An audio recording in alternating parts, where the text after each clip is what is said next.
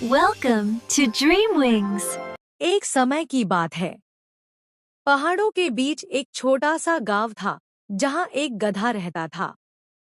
गांव वाले उसे गोलू कहते थे।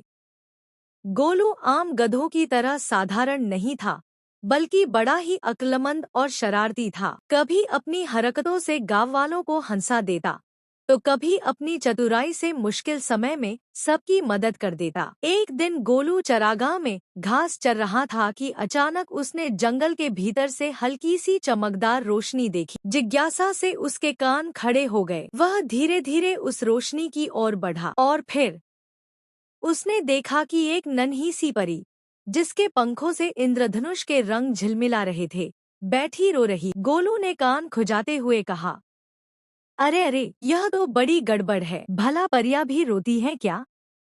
परी ने आंसू पोंछते हुए जवाब दिया, मैं वादी की रक्षक हूँ, लेकिन मेरी जादू की छड़ी खो गई है।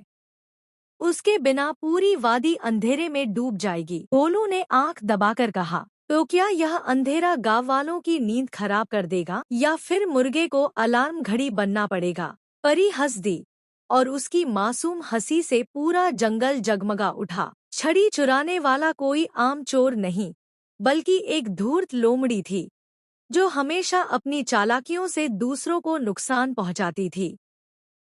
गोलू ने कहा, फिक्र मत करो छोटी परी, गोलू है ना अक्लमंद गधा।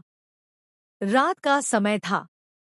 जंगल में सन्नाटा और अजीब सी खामोशी फैली हुई थी। गोलू ने अपनी चतुराई से एक योजना बनाई। उसने अपने कंधे पर एक बोरी रखी और उसमें खाली बर्तन डाल लिए ताकि आवाज निकल सके।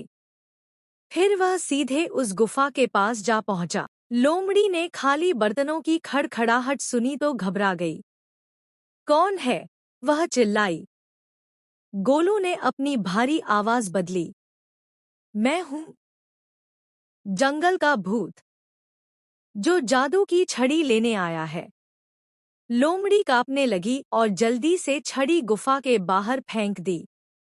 गोलू ने झटपट छड़ी उठाई और हंसते हुए कहा, भूत नहीं भई, यह तो सिर्फ तुम्हारा पुराना दोस्त गोलू है। लोमड़ी को अपनी बेवकूफी पर शर्म आई और वह पूंछ दबाकर भाग गई। जब परी को उसकी जादू की छड़ी वापस मिली तो उसने गोलू के कान सहलाए और कहा, अक्लमंद गधे, तुमने अपनी अक्ल और मजाक से न सिर्फ मेरा दिल खुश किया बल्कि पूरी वादी को बचा लिया।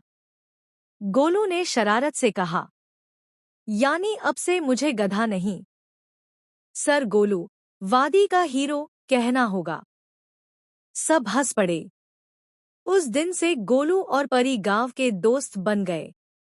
बच्चे उनसे कहानियां सुनते और असली होशियारी यही है कि हम अपनी अक्ल का इस्तेमाल दूसरों की भलाई के लिए करें।